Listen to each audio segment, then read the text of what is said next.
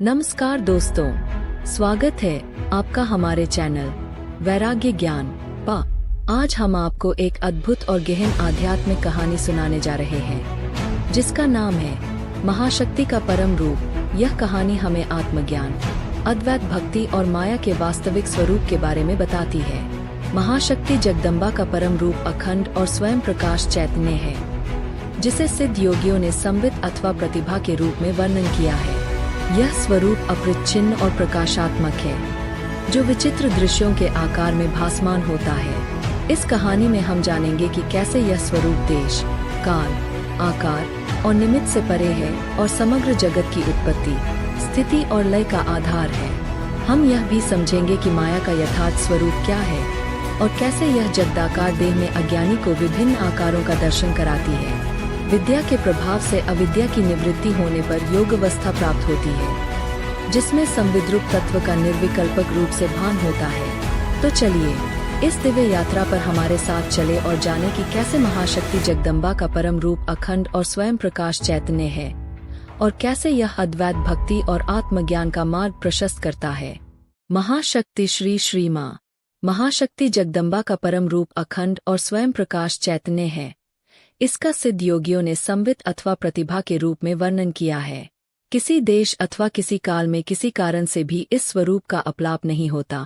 यह अपरिच्छिन्न प्रकाशात्मक है। यह विचित्र दृश्यों के आकार में भासमान होता है। ये आकार मूल में सभी क्षणिक है, किंतु इस क्षणिक प्रतिभास में ही उनका स्वरूप पर्यवसित नहीं होता। यदि वह होता तो स्मरण, अनुसंधान आदि अंतःकरण के व्यापारों की कोई सार्थकता नहीं रहती। भगवती का जो परम स्वरूप है, वही सामान्य ज्ञानात्मक परा प्रतिभा है। वही मूल रूप है एवं देश, काल, आकार, निमित्त आदि द्वारा अनवच्छिन्न है। इसको आश्रय करके ही प्रत्यक्ष सिद्ध समग्र जगत की उत्पत्ति होती है, स्थिति होती है और लय होता है। नवीन नवीन रूपों में आभासमान होना ही उत्पत्ति है। आभास धारा की विषयता ही स्थिति है और आभास की अविषयता ही सहार है। ये सब दृश्य अथवा पदार्थ प्रमाताओं के प्रति एक के बाद एक भासमान होते हैं, सही, किंतु मूल स्वरूप से पृथक रूप में भासमान नहीं होते। भूतल पर स्थित घट जैसे भूतल से पृथक रूप में दृष्टिगोचर होता है, यह उस प्रकार का नहीं है। वरन दर्पण में प्रतिबिंबित रूप जैसे दर्पण से अभिन्न रूप से प्रतिभात होता है, यह उसी प्रकार का है। अर्थात यह विश्व चिदात्मा में प्रतिबिंबित होकर चिदात्मा के साथ अभिन्न रूप से ही प्रकाशमान होता है। जगत की सृष्टि, स्थिति और लय का भान उस परम चैतन्य स्वरूप में उससे अव्यतिरिक्त रूप से होता है। इस अखंड महाप्रकाश में विश्व वैचित्र्य का भान कैसे होता है? इस प्रश्न का समाधान करने का यदि यत्न किया जाए तो समझ में आ सकेगा कि यह उनके स्वातंत्र्य से ही होता है। यही माया का यथार्थ स्वरूप है। मायारूप निमित्त को आश्रय कर पर संविद्रूप आधार में अनंत वैचित्र्य फूट उठता है। इस जगदाकार देह में अज्ञानी अर्थात जो आत्मज्ञानहीन है अथवा जिसका मन अविद्या द्वारा आवृत है, वह विश्वरूप अनंत आकारों का दर्शन करता है, किंतु ये सब आकार जिसका आश्रय कर प्रकाशित होते हैं उसे नहीं देख पाता। अविद्या माया की ही दूसरी अवस्था है। कमला रोग से पीड़ित रोगी जैसे नेत्रों के विकार से सफेद शंख को पीला देखता है, अज्ञानी का जगत दर्शन भी कुछ अंशों में वैसा ही है। विद्या के प्रभाव से अविद्या की निवृत्ति होने पर अर्थात योग अवस्था प्राप्त होने पर उस संविद्रूप तत्व का दृश्यमान द्वैताकार वर्जित किंवा निर्विकल्पक रूप से भान होता है। अवश्य उस अवस्था में भी भास्य और भास्करूप द्वैत रहता है, ऐसी प्रतीति हो सकती है, किंतु वास्तव में चिद्रूप आत्मसत्ता में देहादि दृश्य और भास्य का लेशमात्र भी नहीं रहता। वह विशुद्ध अहं रूप में अर्थात शुद्ध दृष्टा के रूप में भासता है। आत्मतत्व देश और काल के द्वारा अवच्छिन्न होने के कारण गंभीर और निश्चल समुद्र के तुल्य निश्चल स्वरूप में अर्थात अनंत अद्वय रूप में योगियों को प्रकाशित होता है। जो परमात्म तत्व वेत्ता भक्त हैं, वे इस विशुद्ध आत्मतत्व का ही भजन करते हैं। इस भजन में कापथ्य नहीं है एवं कृत्रिमता भी नहीं है, क्योंकि स्वभावतः आत्मा ही तो सबकी अपेक्षा प्रिय है। इसका नाम अद्वैत भक्ति है। यह अद्वितीय परमात्मा बलुतः सभी का अपना आत्मा है। वहाँ सेव्य सेवक भाव नहीं है, किंतु ज्ञानी भक्त भेदभाव का आहरण कर सेव्य सेवक भाव की रचना करते हैं। वे आत्मस्वरूप अद्वय पद की प्रत्यक्ष उपलब्धि करके भी स्वभाव अथवा चित्त की सरसता बश ऐसा करते हैं। वासना के वैचित्र्य से ही ऐसा होता है। कोई कोई ज्ञानी पूर्व संस्कारवश जैसे राज्य शासनादि करते हैं, वैसे ही कोई कोई उसी कारण से भजन भी करते हैं। भगवती का परम रूप केवल भासक मात्र है, किंतु भास्य नहीं है। वह भास्वरूप है, वह अन्य वस्तु के संग में संसृष्ट नहीं है, इस कारण एकरसात्मक है, इसलिए पूर्ण है, अतएव वह देश और काल का भी व्यापक है। यदि भास्यरूप आकार भारूप भासक से भिन्न होता तो उसका भान ही नहीं होता। भान होना भास्य वस्तु का धर्म नहीं है, क्योंकि यदि वह भास्य का धर्म होता तो सर्वदा ही भास्य का भान होता। उसके अलावा आत्मगत रूप से भान का अनुभव भिन्न होता। यह जो भान अथवा प्रकाश की बात कही गई है, यही परम चैतन्य रूपा परमेश्वरी महाशक्ति जगदम्बा है। यह एक और अद्वितीय है, यह द्वैत का लेशमात्र भी सहन नहीं करती। इस अखंड चिदेकर स्वरूप में स्वातंत्र्यवश वैचित्र्यमय विश्व प्रतिभासमान होता है। विश्व ही द्वितीय के रूप में प्रतिभासित होता है। वस्तुतः वह एक से अभिन्न है, वही प्रतिबिंब है। प्रतिबिंब चाहे रहे अथवा न रहे, चैतन्य का स्वरूप सर्वदा ही निर्विकल्प है। सृष्टिकाल में प्रतिबिंब भासता है, किंतु प्रलय काल में वह नहीं भासता। इससे प्रतीत होता है कि संवित स्वरूपतः सर्वदा निर्विकल्प एकरस रहने पर भी स्वातंत्र्यवश अपने में स्वयं ही बाह्य भाव का स्फुरन करती है। वह परा संवित ही माँ का स्वरूप है। अपनी आत्मा का शुद्ध स्वरूप जानने पर ही माँ को प्रायः जाना जाता है। ज्ञातस्वात्मस्वरूपो वै ततो ज्ञास्यसि मातर्म। आत्मस्वरूप दृश्य भी नहीं है और वाच्य भी नहीं है, इसलिए इसके संबंध में साक्षात उपदेश भी नहीं हो सकता। फिर भी यह कहना बनता है कि विषयाकारहीन बुद्धि में करण व्यापार की अपेक्षा किए बिना ही स्वरूप ज्ञान उत्पन्न होता है। कारण यह स्वरूप देवताओं से लेकर तिर्यक पर्यंत सभी प्राणियों के आत्मरूप से भासमान होता है। फिर भी वह हम लोगों के निकट स्पष्ट रूप से जो प्रतिभात नहीं होता, उसका कारण यह है कि दृश्य आकार द्वारा इन लोगों की बुद्धि आच्छादित है। तथापि मेधाच्छल सूर्य के तुल्य किंचित प्रकाश रहता ही है, क्योंकि उस प्रकाश के द्वारा ही सर्वदा सर्वत्र सबके निकट सब पदार्थ भासमान होते हैं। इसलिए आत्मा सर्वत्र ही भासमान होने पर भी केवल शुद्ध बुद्धि में अभिव्यक्त होते हैं, कर्णों के व्यापारकर्ता में प्रवृत्त नहीं होते। अतएव आत्मदर्शन में आचार्य अथवा गुरु का साक्षात कोई उपयोग नहीं है। परागदृष्टि शिष्य के निकट आत्मा अत्यंत दूर है, गुरु केवल मात्र उसकी प्रत्यक्ष दृष्टि उत्पन्न कर देते हैं। तब साथ ही साथ आत्मा नित्य सन्निहित है, यह समझ में आ सकता है। यह परासंवित अथवा आत्मा ही महाशक्ति माँ है, ये सर्वदा विकल्प विहीन है। दर्पण जैसे सर्वदा ही दर्पण है, प्रतिबिंब चाहे भासे अथवा न भासे दर्पण जैसे दर्पण ही रहता है। जैसे प्रपंच के संहार काल में चैतन्य निर्विकल्प रहता है, वैसे ही सृष्टि अथवा प्रपंच के प्रकाश काल में भी वह निर्विकल्प ही रहता है। सृष्टि और संहार में चैतन्य में कोई विकार नहीं आता। चैतन्य सदा चैतन्य ही है, इसमें कोई संदेह नहीं। भगवती जगदम्बा का परम रूप अखंड एकरस चैतन्य है, यह कहा जा चुका है, किंतु उनका अपर रूप भी तो है। उनका परम रूप निराकार है, किंतु अपर रूप साकार है। योगी लोग कहते हैं कि उनके अनंत साकार रूप है, किंतु उन सब रूपों के ऊपर एक प्रधान रूप है, जिसकी तुलना में अन्य सभी रूप अप्रधान रूप में परिगणित होते हैं। यह प्रधान रूप एक और अभिन्न है। यदि इसे सच अप्रधान अपर रूपों के शिखर में स्थित कहा जाए तो कोई अत्युक्ति न होगी। यह अपर रूप एक होने पर भी किस प्रकार का है, इसका भाषा द्वारा वर्णन नहीं किया जा सकता, क्योंकि रुचि भेद से, वासना भेद से और दृष्टि भेद से वह शिखर स्थित एक ही रूप विभिन्न भक्तों के निकट तत्त रूपों से प्रतिभात होता है। मैं यहाँ एक विशिष्ट धारा का अवलंबन कर उसी प्रधान अपर रूप के धाम और स्वरूप का वर्णन करने की चेष्टा करूँगा। किस परम धाम में यह प्रधान अपर रूप विराजमान रहता है, उसके स्वरूप का यदि पता लगाना हो तो विश्व संस्थान की एक धारणा रहना आवश्यक है। हम लोग जिसको ब्रह्मांड कहते हैं, उसमें 14 भुवन विद्यमान हैं। उनमें से 7 ऊपर के भुवन और 7 अधोभुवन हैं। पाताल, नरक आदि अधोभुवनों के अंतर्गत है। भूलोक से सत्यलोक पर्यंत ऊपरी भुवन कहे जा सकते हैं। अंतरिक्ष और स्वर्ग आदि इन्हीं के अंतर्गत है। प्रत्येक भुवन एक एक स्तर है। प्रत्येक स्तर का अवलंबन कर अगणित लोकांतर रहते हैं। इन सब को लेकर ही एक ब्रह्मांड है। इस प्रकार के अनंत ब्रह्मांड है। उनके सिवा ऊपर में अन्यान्य विभाग भी है। उनमें शुद्ध और अशुद्ध स्तरों का विन्यास भी दिखाई देता है। इन सब को मिलाकर समग्र विश्व राज्य है। इसके बाहर सृष्टि का कोई भी निदर्शन नहीं है। अनंत व्यापी ज्योतिराशि विराजमान रहती है। इस ज्योति के ऊपर अपरिच्छिन्न विदाकाश विद्यमान है। योगी ब्लोग कहते हैं, चिदाकाश के मध्य में दिगंत तक फैला हुआ एक महासमुद्र विराजमान है। उसका सुधा सिंधु अथवा अमृत समुद्र के रूप में वर्णन किया जाता है। इस महासमुद्र के मध्य में केंद्र स्थान में नवरत्न मणियों से रचित 9 खंडों का एक द्वीप है। उसे मणिद्वीप कहते हैं। इस द्वीप के मध्य में कदम्बवन है। उसमें चिंतामणि गृह अथवा मंदिर है। उस मंदिर में 5 ब्रह्ममय मंच है।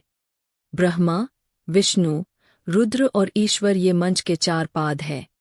मंच के ऊपर फलक के रूप में सदाशिव है। यही मुख्य आसन है।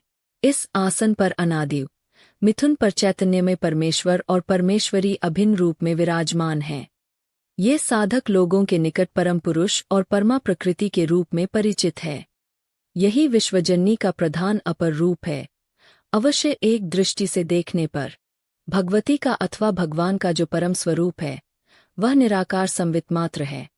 सृष्टि के प्रारंभ में वह निराकार संवित ही नित्य युगल रूप में अपने को प्रकट करती है। एक मणिद्वीप का विस्तृत वर्णन देवी भागवत के 12 स्कंद में 10 से 12 अध्यायों में दृष्टव्य, ब्रह्मांड पुराण के ललितोपाख्यान में और शिवरहस्य में भी अध्याय 13 इसका विवरण दिखाई देता है।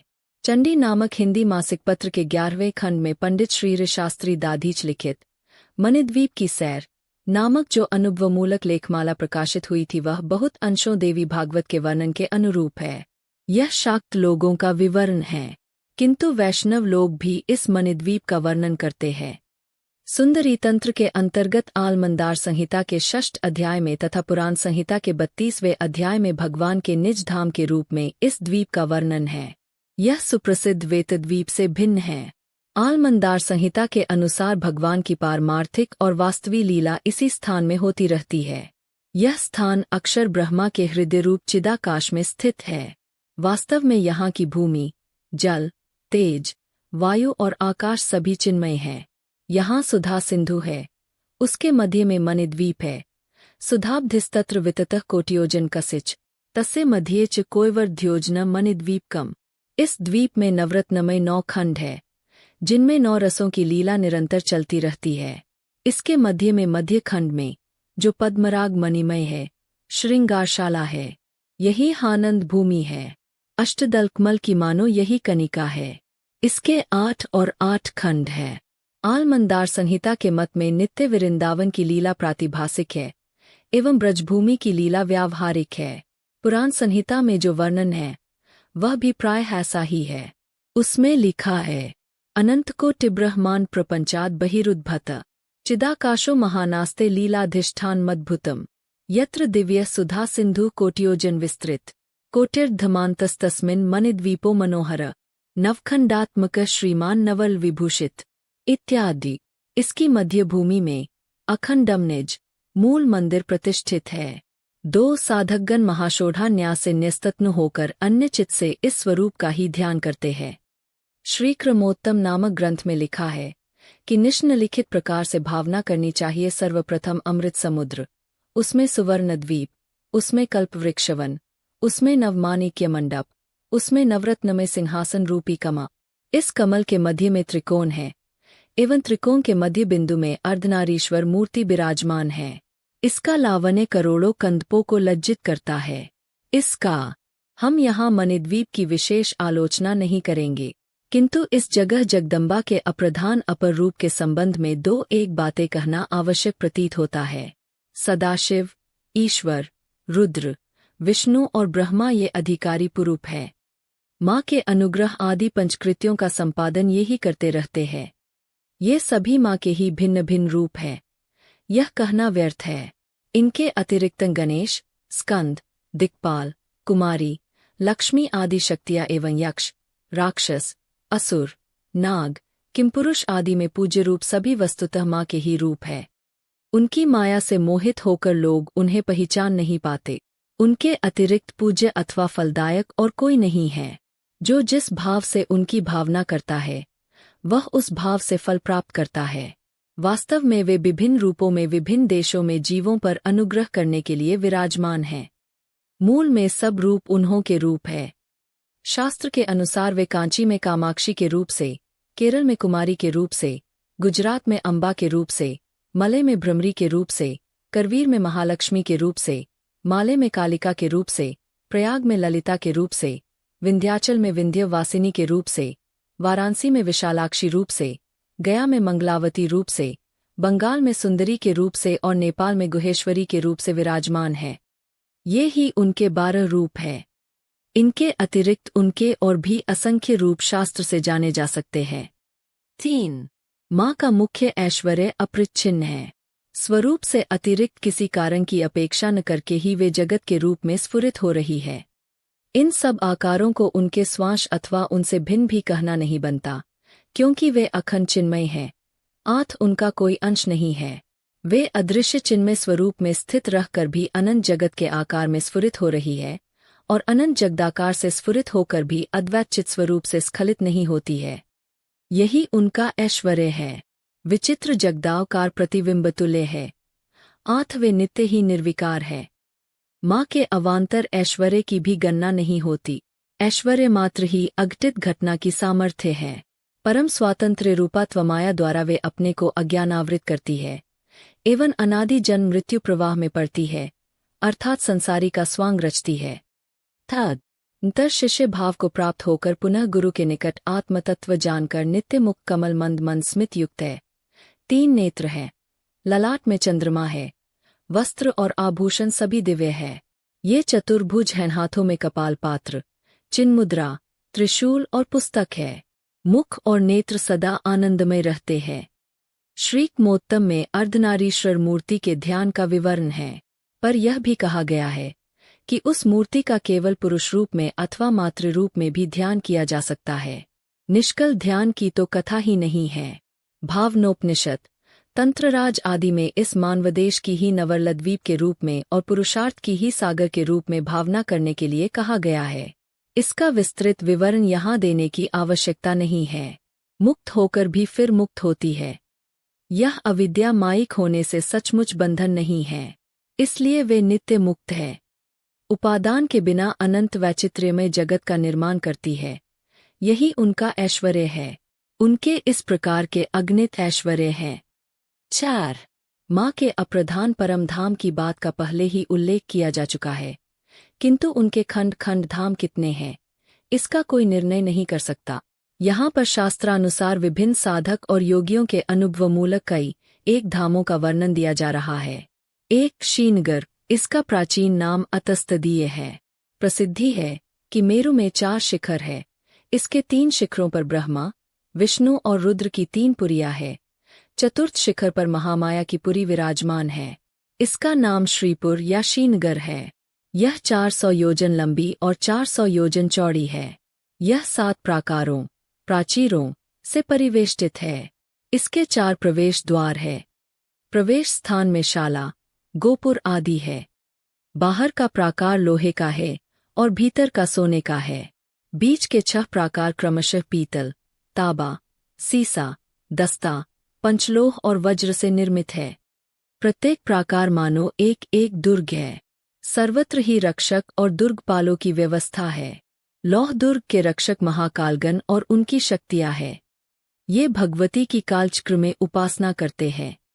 कालचक्र त्रिकोण, पंचकोण, षोडशदल और अष्टदल कमल है।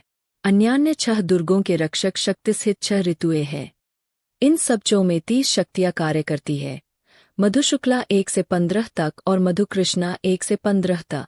यहाँ बहुत शालाएं हैं जिनमें गंधर्व, अप्सरा, नाग, यक्ष और रुद्रगण वास करते हैं। ब्रह्मांड पुराण में लगभग 25 शालाओं का उल्लेख है। एक एक शाला मानो एक एक दुर्ग है।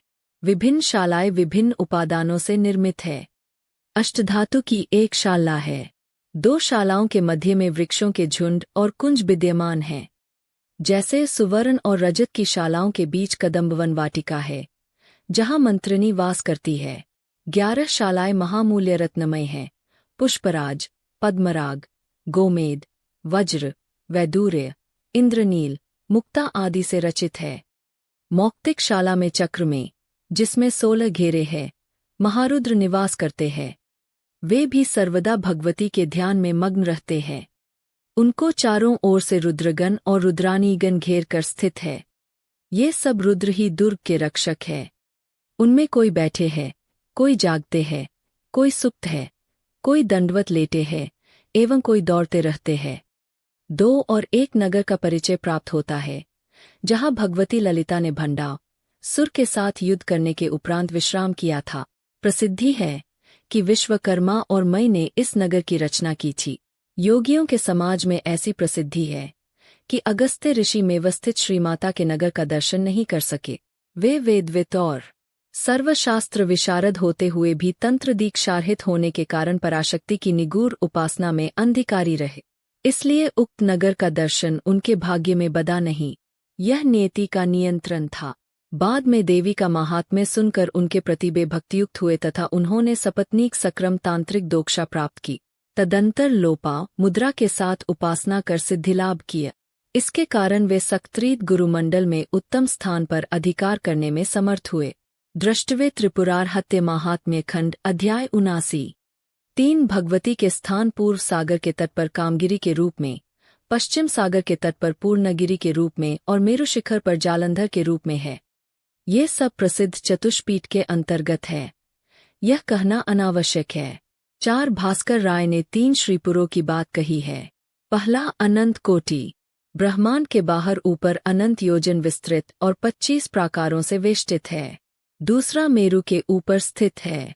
वह पहले की अपेक्षा कुछ कम विस्तृत है। भगवान दुर्वासा ने ललितास्तवव्रत में इसका वर्णन किया है। यह मेरु के मध्य शिखर पर स्थित है। मेरु पर्वत पर शिव त्रिकोण के तुल्य 3 शिखर है। उनमें चौथा त्रिकोण 400 योजन ऊंचा है। इनमें भी 25 प्राकारों का उल्लेख है एवं अन्यान्य बहुत वैशिष्ट्यों का विवरण है। तीसरा क्षीर सागर के मध्य में विद्यमान है। श्री विद्यारत्न सूत्र के भाष्यकार ने यह बात कही है। इसके 24 प्राकारों का उल्लेख मिलता है। दृष्टवे ललिता सहस्रनाम भाद्य प्री 04, 39 से 40। रुद्रयामल में लिखा है कि अनंत कोटि ब्रह्मांड के बाहर ऊर्ध्व में 1000 करोड़ योजन विस्तीर्ण रत्नद्वीप है। ललिता भाष्य प्री 040, 43 ही नामांतर है। उसके 25 प्राकार 25 तत्वों द्वारा रचित है।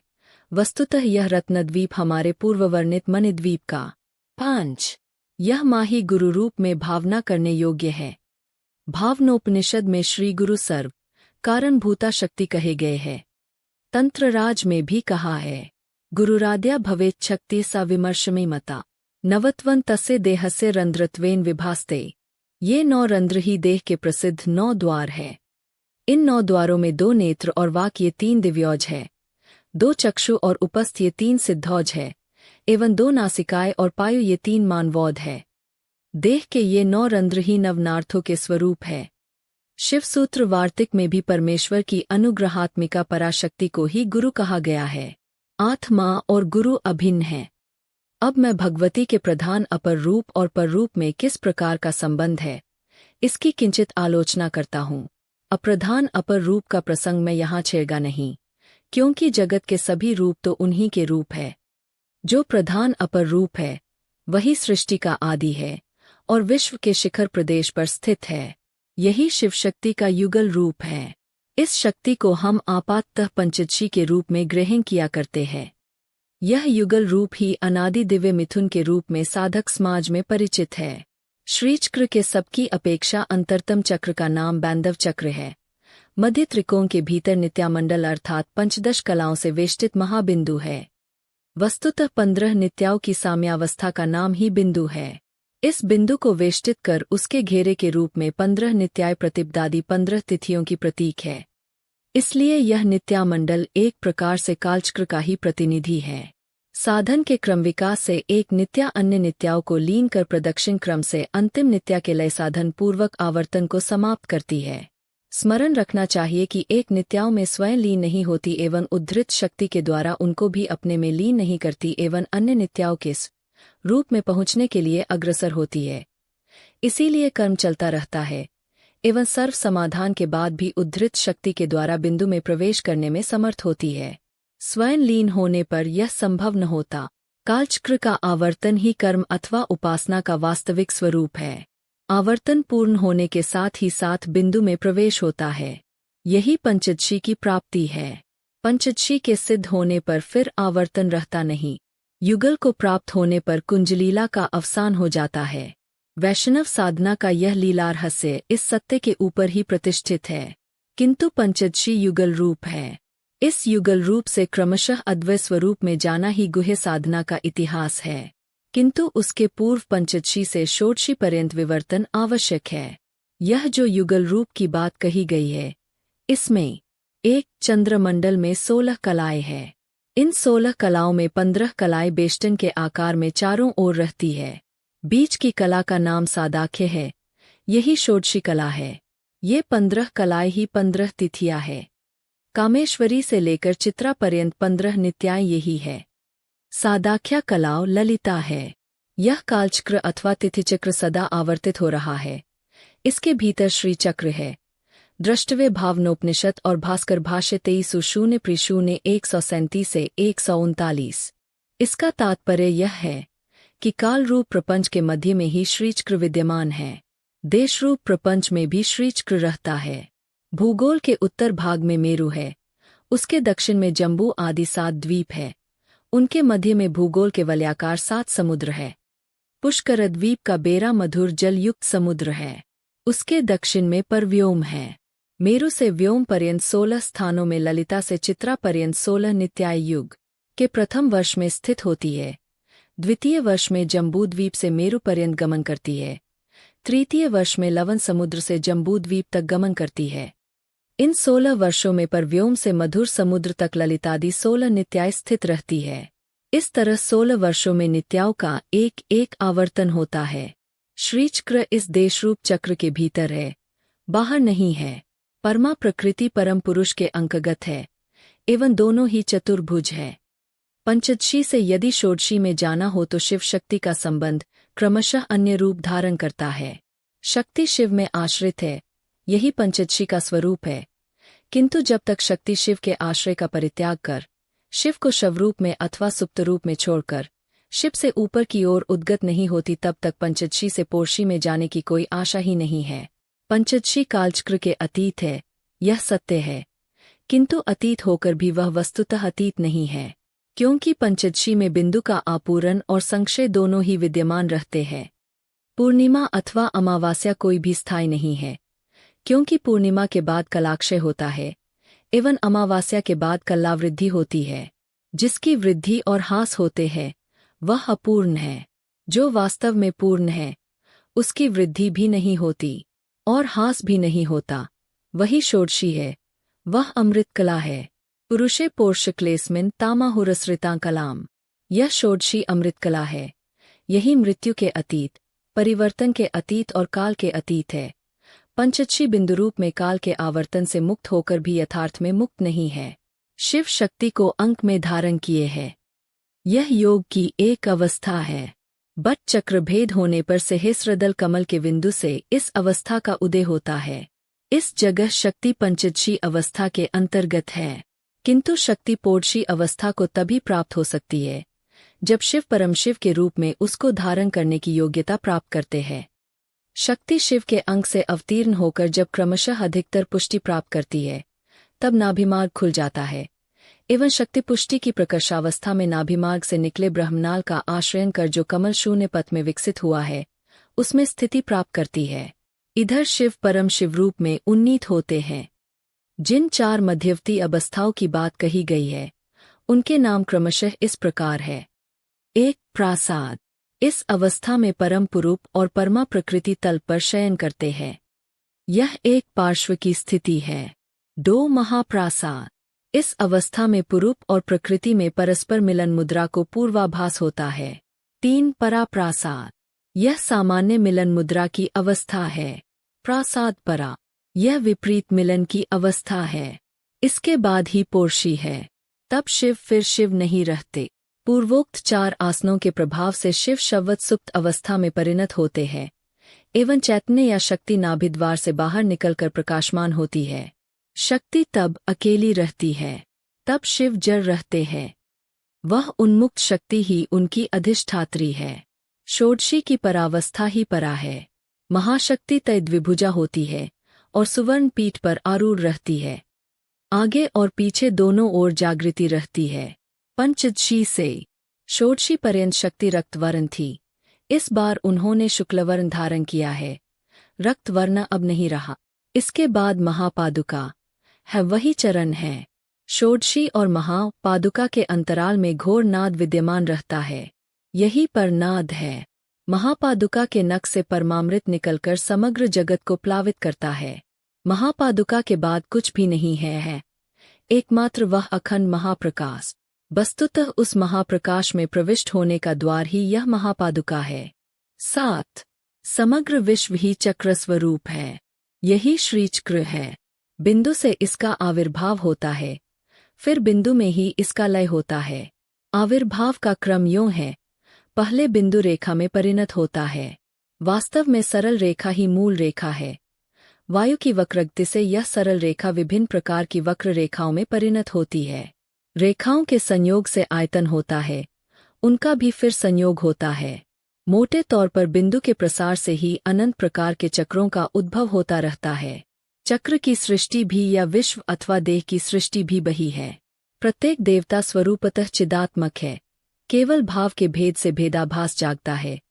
भाव भेद होने से ही चक्र भेद भी होता रहता है। जिसे श्रीचक्र कहा जाता है, वह भी भाव की ही एक विशेष प्रकार की बनावट है। बिंदु ही चक्र का मूल है। शिव और शक्ति के सामरस्य को बिंदु कहते हैं। इसका नाम रवि अथवा काम है। शिवांश संहारात्मक अग्नि है एवं शक्त्यंश सर्गात्मक सोम है। बिंदु दोनों का सामरस्य अथवा रवि है। यह स्थिति रूप है। आया शक्ति सर्वतत्वमय प्रपंच रूपा है और सर्वतत्वों के अतीत है। वह नित्य एक। इस महापादुका के प्रसंग में गुह्य उपासनात् संबंधी योग साहित्य में अत्यंत गंभीर तत्व की आलोचना की गई है। यहाँ पर उसकी अवतारणा अनावश्यक है। योगरलावली नामक एक स्तलिखित पुस्तक नेपाल से मंगाई गई थी और हमारे सामने आई थी। उसमें जिस क्रम का निर्देश किया गया है, तदनुसार ब्रह्मरंध्र में पूर्ववर्णित शिवशक्ति युगल का स्थान दिखाई देता है। तदंतर ऊर्ध्वन चक्र में पराप्रासाद का निर्देश किया गया है। निरोधिका में महापादुका दीख पड़ती है। इसके अनंतर नादन और उन्ना अवस्था है। उसके बाद शिवावस्था है। शिवावस्था के अनंतर निर्वाण होता है। इस निर्वाण में भी एक क्रम है। इस क्रम की परिसमाप्ति जहाँ होती है, वहीं चूरम निर्वाण होता है। उसका नाम रखा गया है अखंड महाशून्य निर्वाण।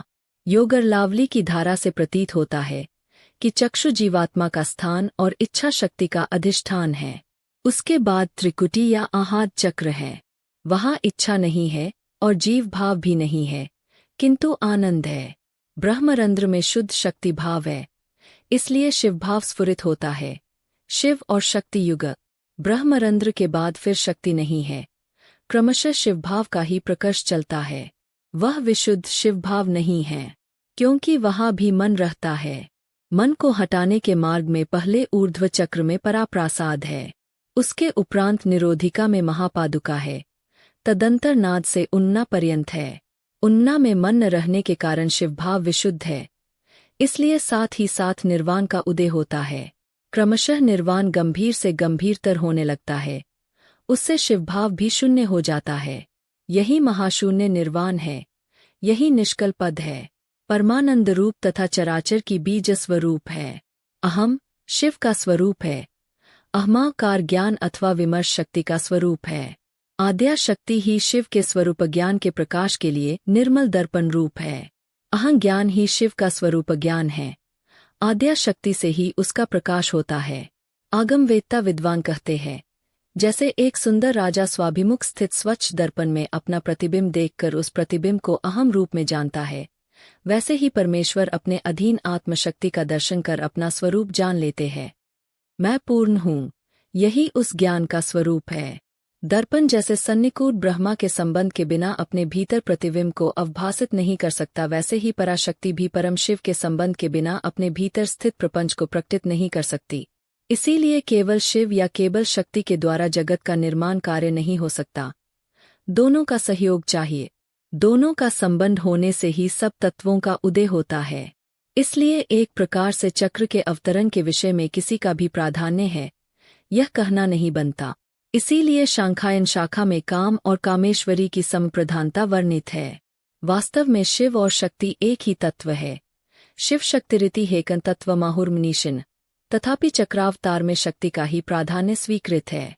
जब वह पराशक्ति स्वेच्छापूर्वक विश्व की सृष्टि करती है, तब चक्र उत्पन्न होता है। जो विश्व उन्हीं के भीतर अव्यक्त भाव से निहित था, वह तब फूट उठता है। पराशक्ति में सृष्टि करने की इच्छा का जागरण प्राणियों के अदृष्ट के विपाकवश होता है। पराशक्ति का विश्वरूप धारण करना ही विश्व की सृष्टि है। यही उनकी स्फुरत्ता है। इस सृष्टि व्यापार में शिव तटस्थ या उदासीन रहते हैं। सब तत्वों की समष्टि ही विश्व के नाम से अभिहित होती है। श्रीचक्र एवं अन्यान्य चक्र सब तत्वों के संस्थान के सिवा और कुछ नहीं है। ये तत्वातीत अवस्था से प्रकटित होते हैं। तत्वातीत सत्ता शांत, शिव और निष्क्रिय है। उससे तत्वमय चक्र कैसे आविर्भूत होते हैं, यहीं पर पराशक्ति की आवश्यकता समझ में आएगी। पराशक्ति की इच्छा ही सृष्टि का मूल है। इसीलिए चक्रावतार में शक्ति का प्राधान्य स्वीकार करना पड़ता है। अतएव पराशक्ति एक ओर है और उसकी स्फुरत्ता दूसरी ओर है। स्फुरत्ता ही सृष्टि का रूप है। सर्वतत्वमय विश्व की सृष्टि, विश्वमय परदेवता चक्र का आविर्भाव और पराशक्ति के द्वारा अपनी स्फुरत्ता का दर्शन एक ही बात है। इस आविर्भाव में स्वरूपतः क्रम न रहने पर भी बुद्धि द्वारा एक क्रम, वह चाहे जिस किसी प्रकार का ही क्यों न हो, स्वीकार करना पड़ता है। यह क्रम हम लोगों के वर्तमान दृष्टिकोण से निम्नलिखित रूप में प्रदर्शित किया जाता है। एक, तत्वातीत प्रकाश या शिव, यह निराकार और शून्य रूप है। 2, द्वितीय अवस्था है, शिव शक्ति का सामरस्य, यह काम अथवा रवि है। यह अग्निशोमात्मक बिंदु है। शिव औ शक्ति ह, दोनों का सामरस्य ही यह बिंदु है। 3, तदंतर बिंदु का स्पंदन अथवा संसरण होता है, इसी का नाम शुक्ल बिंदु और रक्त बिंदु है। 4, पूर्वोक्त संसरण से जो अभिव्यक्त होता है, उसका नाम संवित है। यह चिन्मयी और अग्निशोमात्मिका है। इसका नाम चित्कला है। अग्नि के संपर्क से जैसे घी पिघलकर बहता है, वैसे ही प्रकाश के संबंध से पराशक्ति या विमर्श का स्राव होता है। साच होने पर ही लहरें अथवा तरंगे उठती है, वही 2 बिंदुओं के मध्य स्थित हार्द कला है। 5, इस हार्द कलायुक्त प्रकाश से ही बैंधव चक्र का प्रसार होता है। उक्त प्रकाश को ही कामकलाक्षर कहते हैं। अतएव बिंदु से ही वैंधव चक्र होता है सही, किंतु बिंदु का स्पंदन होना चाहिए। यह वैंधव चक्र ही मध्य त्रिकोण अर्थात विश्व जननी का निज स्थान है, जिससे समग्र विश्व का आविर्भाव क्रमशः होता है। निर्विशेष चिन्मात्र का प्रथम परिणाम ही कामकलाक्षर है। यही महाशक्ति माँ का आविर्भाव है। इसके अनंतर उनका पट्टाभिषेक अर्थात सकल भुवन साम्राज्य के अधिकार के विषय में स्वातंत्र्य लाभ होता है। ललिता सहस्रनाम भाष्य, जिस बिंदु से बैंधव चक्र उत्पन्न होता है, वही परमात्मा है, वही महाबिंदु अथवा सदाशिव है। यह बिंदु वस्तुतः पश्यन्ती, मध्यमा और वैखरी इन 3 मातृकाओं की समष्टि अथवा तुरीय बिंदु है। इसको केंद्र बनाकर मूल त्रिकोण प्रसृत होता है। इसलिए यह त्रिकोण त्रिमात्रिकामय और त्रिमात्रिकार्चित कहा जाता है। महाबिंदु में त्रिमात्रिका एक बिंदु के रूप में मिलती है। बैंधव चक्र में वे प्रसूत होकर परस्पर पृथक भाव ग्रहण करती हुई 3 रेखाओं का भाव प्राप्त कर परस्पर संबद्ध होने के कारण त्रिकोण के रूप में परिणत होती है। यही विश्वयोनि है। सब तत्व अर्थात 36 तत्व इसकी लहरी स्वरूप है। ये सब तत्व अथवा समग्र विश्व बैंधव चक्र से ही उद्भूत है। बैंधव चक्र कामकलाक्षर द्वारा गठित है। आठ सभी तत्व और चक्र मूल में कामकलामय है। इसमें संदेह नहीं है कि आपको यह कहानी पसंद आई होगी और इससे आपको आत्मज्ञान और भक्ति के मार्ग पर चलने की प्रेरणा मिली होगी। अगर आपको यह वीडियो पसंद आया हो तो कृपया लाइक और सब्सक्राइब करें और अपने विचार हमें कमेंट्स में जरूर बताएं। हम आपके सुझावों का स्वागत करते हैं। अगले वीडियो में फिर मिलेंगे। तब तक के लिए नमस्कार और जय मां जगदम्बा।